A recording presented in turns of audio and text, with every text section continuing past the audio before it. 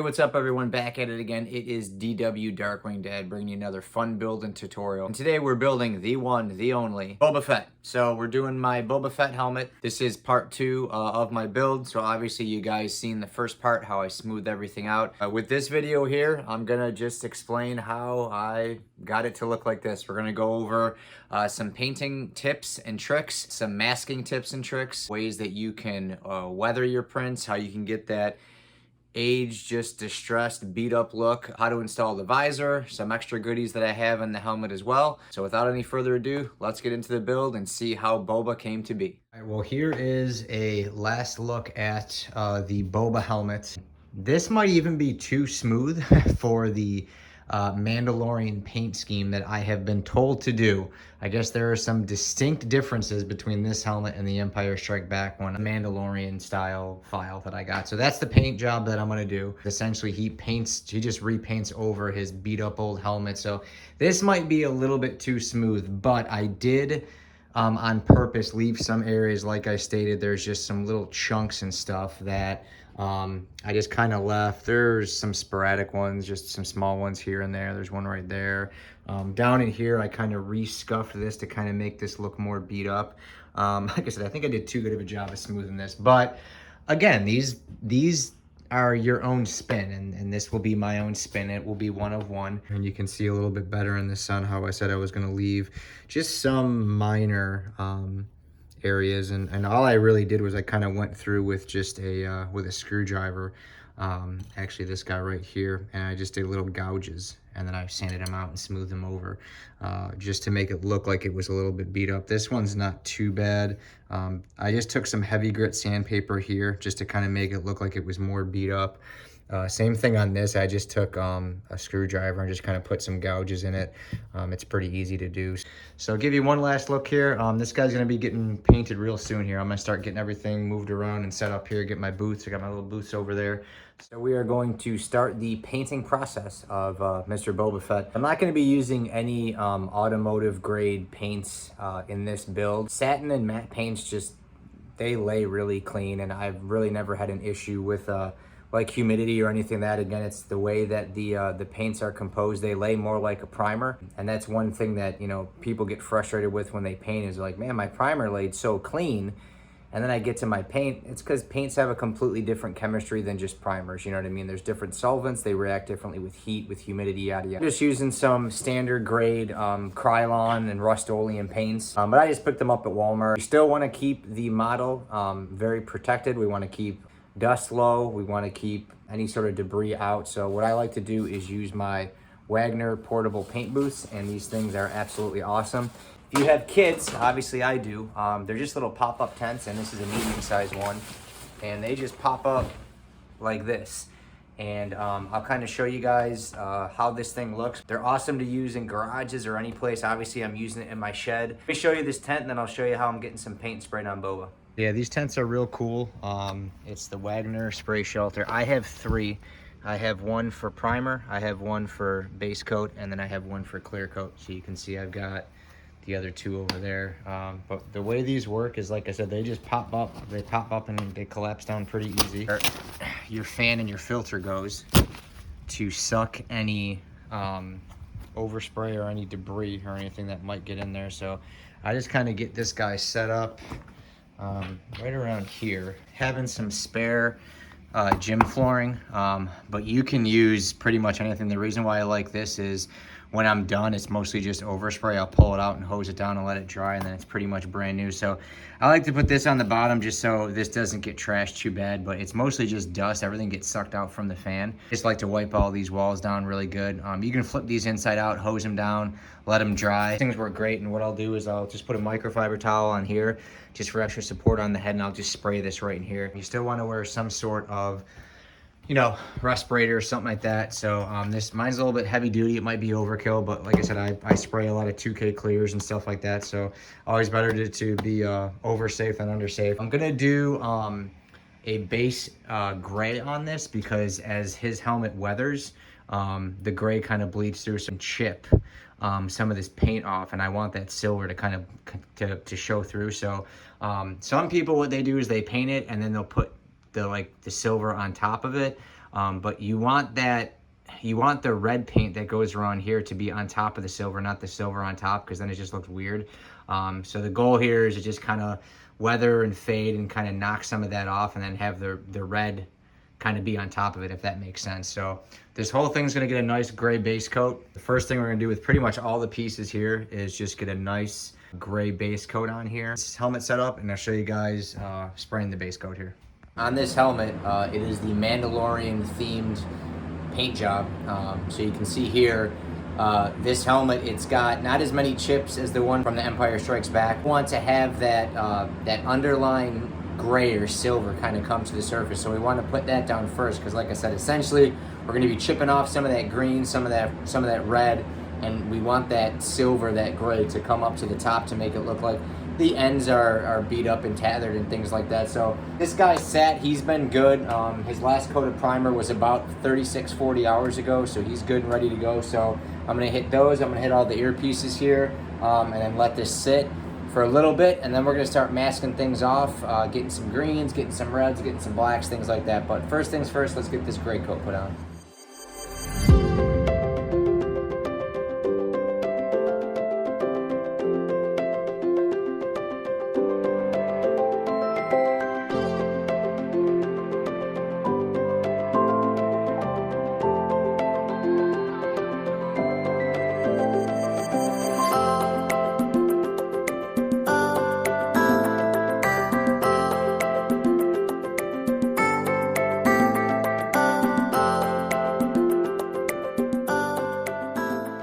Alright, so Boba has his base layer on, and really all this is for is to kind of mimic that underlying weathered and tethered look, kind of showing like the paint's peeling off and maybe some raw steel or raw metal is exposed. Didn't want to do anything with clear, because sometimes if you put a satin or matte paint on top of a clear, it can reject it. So this has a good base layer.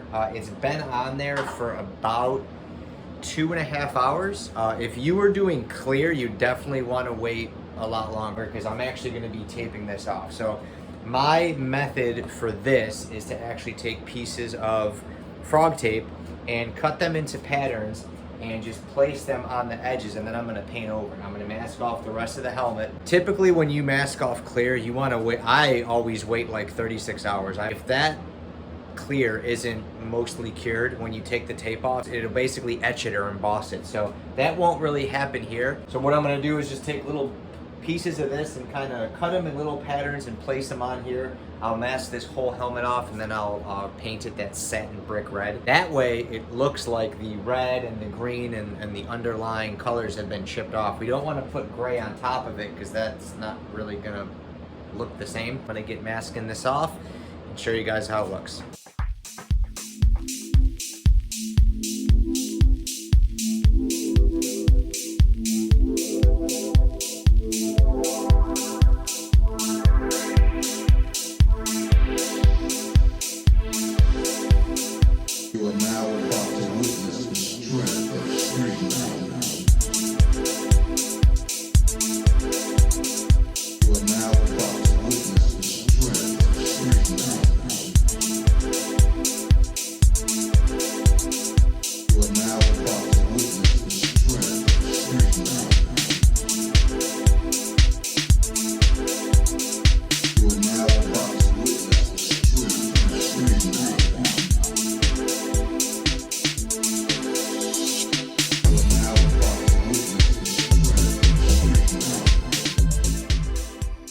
All right, so we got Boba all taped off. Kind of started winging it in certain areas.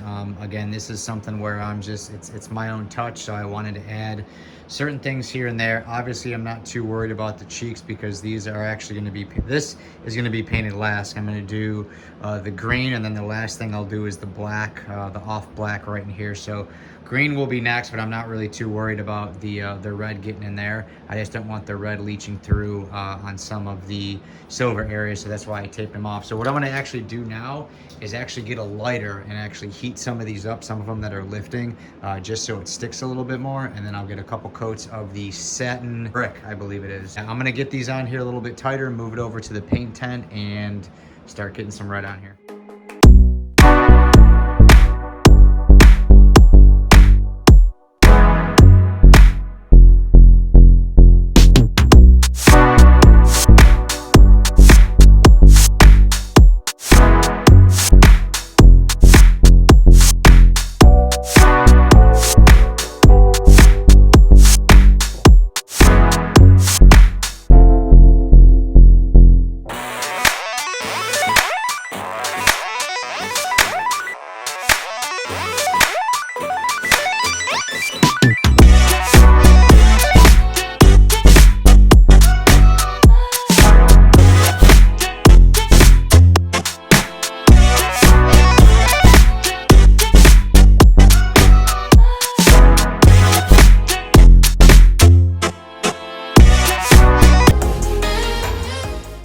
right, so everything is back taped on Boba, masked off the front red piece. I don't know what you actually call it, but just the front part of Boba. Let it sit for about 24 hours. That's pretty much it. I'm gonna get the tent fired up here, and we're gonna be putting some Spanish moss matte green, which is a very, very close color to the Boba Fett helmet. So I'm gonna get everything set up here and start getting some green on here.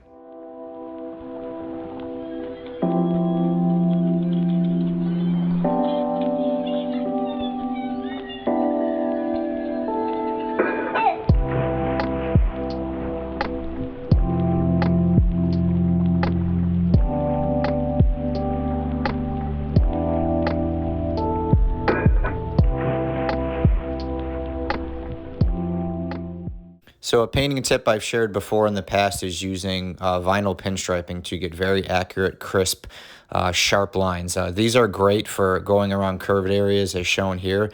Vinyl, you can heat it up and it can bend. You can't really do that with painter's tape. So you can see here, I covered about 95% of the model with painter's tape and then use that vinyl pinstriping. 1/8 inch, 1/4 inch works the best. But just heat it with a hairdryer a little bit and then just kind of bend it, and it will give you that perfect contour, especially on curved areas. But most importantly, it will give you a sharp, crisp edge. So when you're peeling it off, you won't have any leaching or any bleeding or anything like that. So that's a great tip there that should help you out in your painting.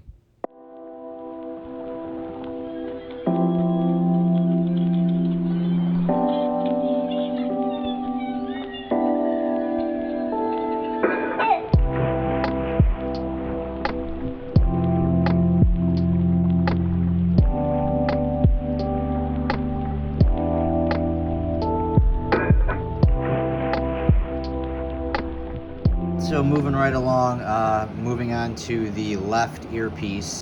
With this is I actually I just took this and placed it on some frog tape like this. Do it like this. I put it on like this and basically just traced it, and then just cut it out and placed it on here. I had to make a slit at the top so it actually fold over. And all these pieces here, I basically was just taking little pieces, tearing them off, trying to make different patterns, and then just straight edge cut them. This is hopefully going to give me a nice weathered look of what I'm going for. It kind of goes around the edges and gives a little bit of diversity to the piece. So all I'm going to be doing now is painting this piece, and then we're going to move on to the rangefinder side of the helmet.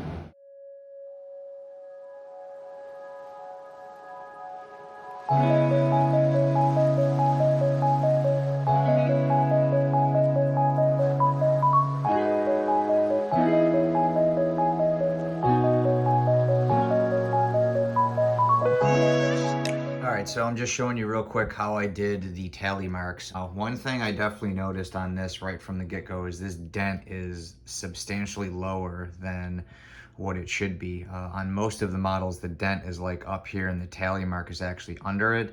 But if I tried to put this tally mark under here, I mean, this thing would be minuscule. Right now, these are sitting right around just over an inch, about 1.25 inches maybe. Uniformed all the way down. And then for the tally marks, the weathering on there, I just did the same thing where I just took my green painter's tape, just kind of ripped it with some tweezers to make my own pattern, laid it on here, and then I'll paint this and peel this all off. It'll look very similar to this that looked like a chunk kind of came out. I used 1/2 inch 3M painter's tape, performance tape, and then to space it out here. So that's why this is almost exactly exact all the way around.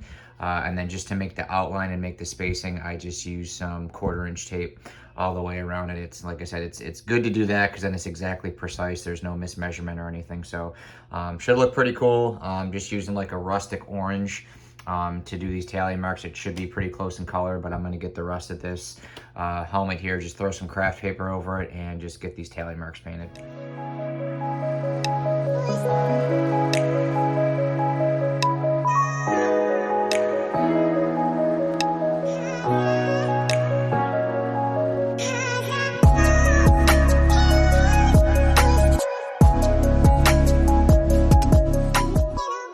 Now we're getting into the shading and the weathering.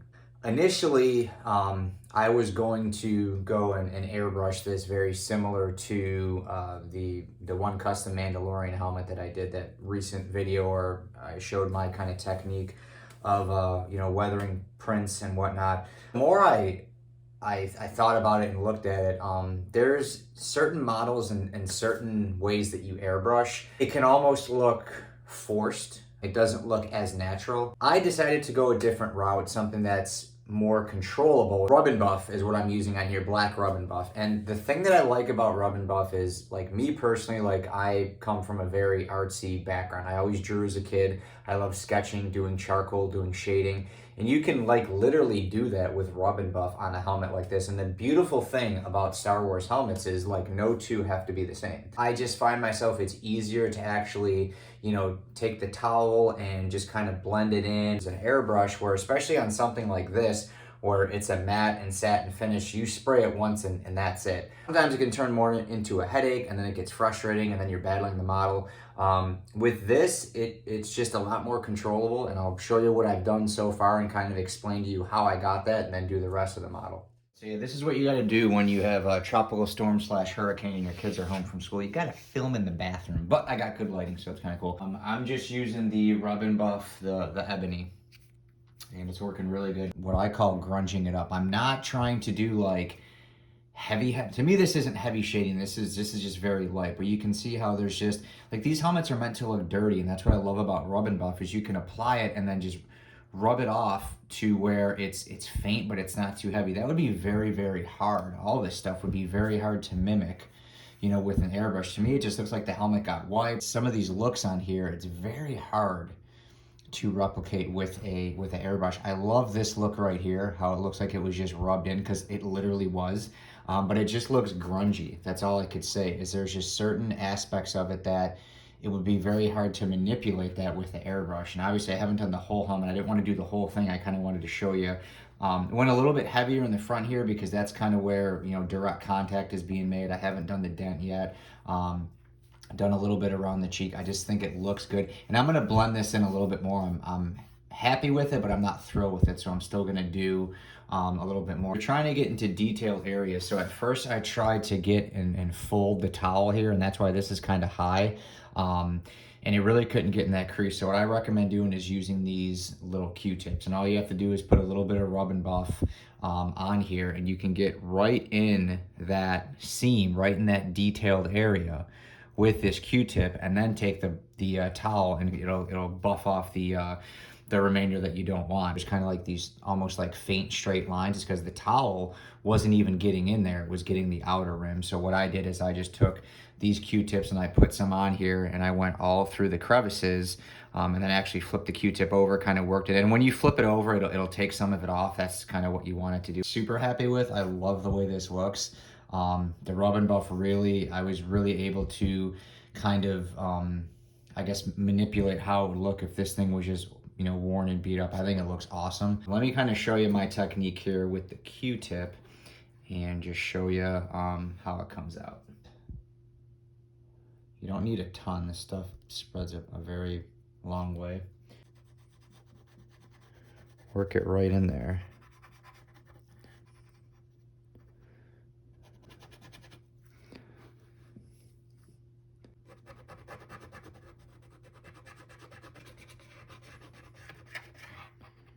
You can see how it just adds that faint line, and then you just kind of flip it over and use the other end to kind of work it in. A little bit off there, so when you go back over it with the dry side, it is going to remove a little bit. And if you continue to go over it, if you feel like you're putting too much on, or it just doesn't look right, and just keep going over it, eventually it will. You can see it's taking more and more. It's going to get to a point to where you're not going to be able to take it off. Take my towel, and I put just a tiny little bit on. What I actually like to do, though, to make sure it's not too heavy, is I'll rub some on the inside or on an area where I haven't gone over yet, just to see how heavy it is. But then I just kind of take this, and it's very faint. But see how it kind of took some of that off there? Now you're just blending it in. You don't want to put a lot on, because you're not really trying to add more on. You're actually blending this in. So by having a very, very small amount of rub and buff and putting a little bit of pressure, you're kind of reactivating the rub and buff and taking off more on here. And you can see we're adding more.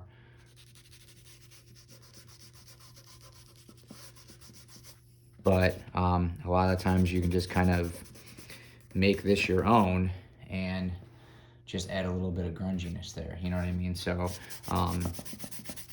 I think it makes it look cool. It adds just a little bit of that grungy touch to it. I'm gonna go through and kind of do this with the whole rest of the helmet. Just kind of blend it in, give it its own look, and then I will give you guys a shot and show you what it looks like.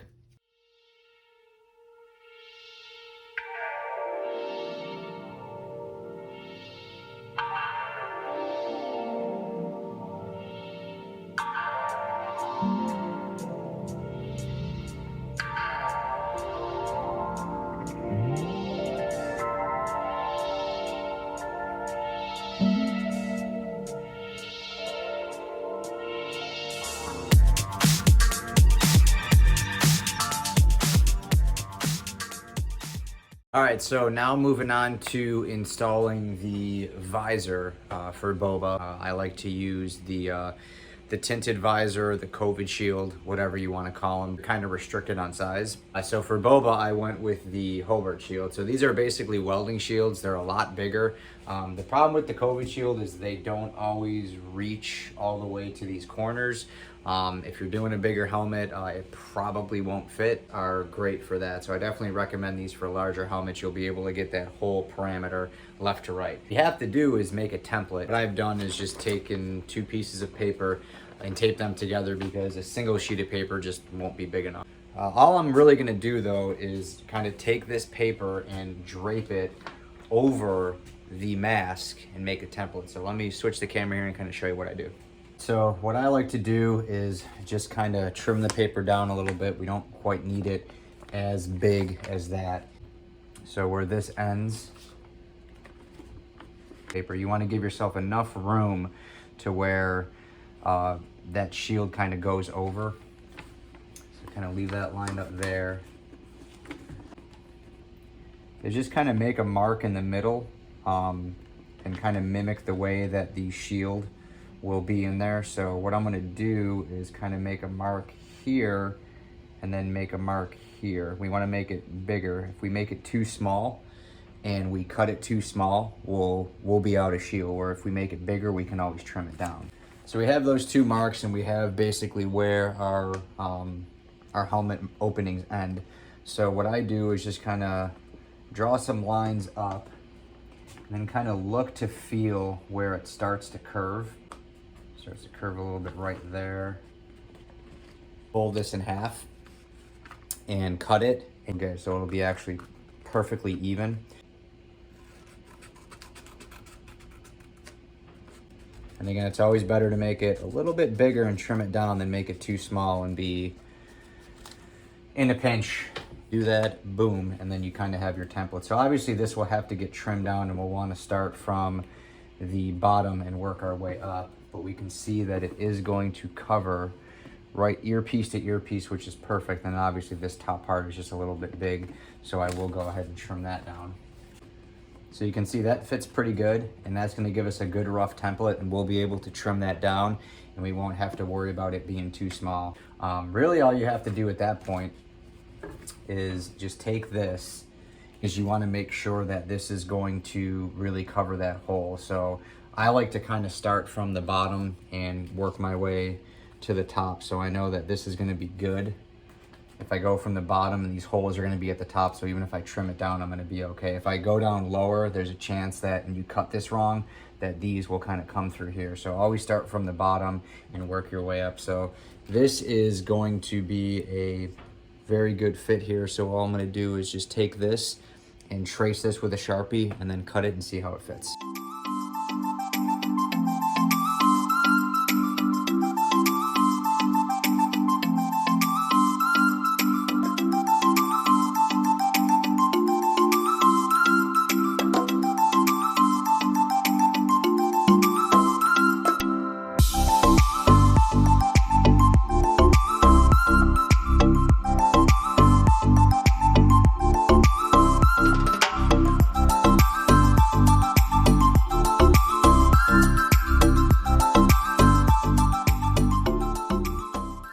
Finally, it was time to install the light up rangefinder. Now, for time purposes, I'm not going to go over my whole explanation, but I will have a separate video that shows you how to do this. Basically, I was able to fit everything that I needed to make the rangefinder work inside the top of the rangefinder. There's no buttons that you have to push, no extra switches, anything like that. Basically, when the rangefinder drops down, the lights turn on, and when you flip it up vertical, it shuts off. It's an awesome addition, and I think the great final piece that really made Boba come together.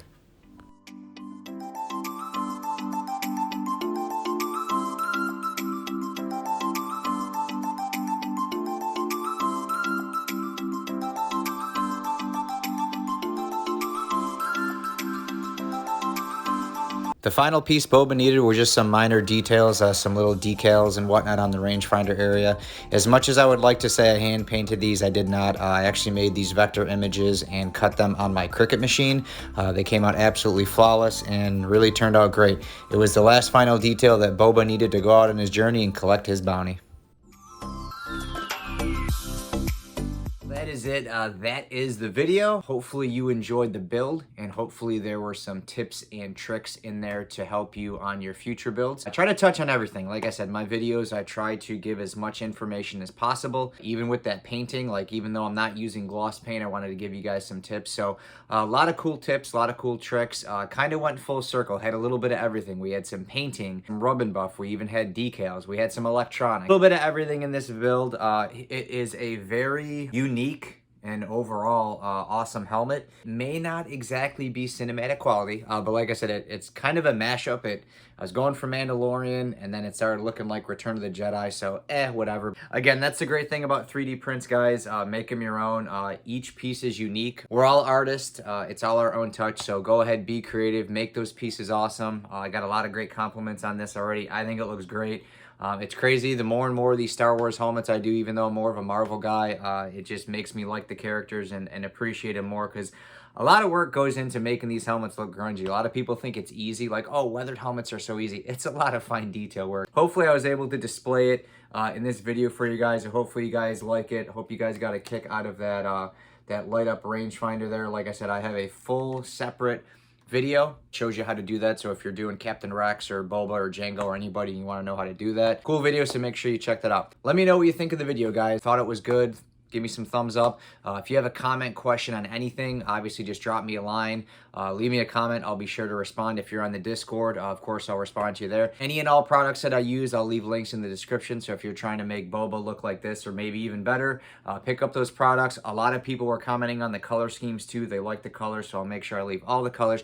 Again, this project was a little bit different. You can go to Walmart or get them on Amazon. These were all just shelf grade products. So you put the time and the effort in, you get a great final piece, and that's what it's all about. If you're a subscriber to the channel, thank you so much. I do appreciate all your guys' feedback, all your input, your comment. Like I said, there's just going to be more and more content like these guys. I try to be very specific, very detailed. I'm trying to differentiate this channel from some of the others. So if there's anything in particular you guys want to see or anything you have questions on, please leave me a comment, let me know, and I will be sure to whip that video up for you. If you're not a subscriber and you enjoy all things 3D printing, DIY, Marvel, Star Wars, you know the deal. Got a lot more content on the way, a lot more builds, some more tips and tricks, some new products, things that are definitely helping me and things that will definitely help you in all your cosplay and 3D print adventures. That's it for now, guys. I'm wrapping it up. I've got more work I've got to do. Wanted to get this video whipped out for you guys, so I hope you enjoyed it. Like I said, if you do, give me a thumbs up, drop me a comment.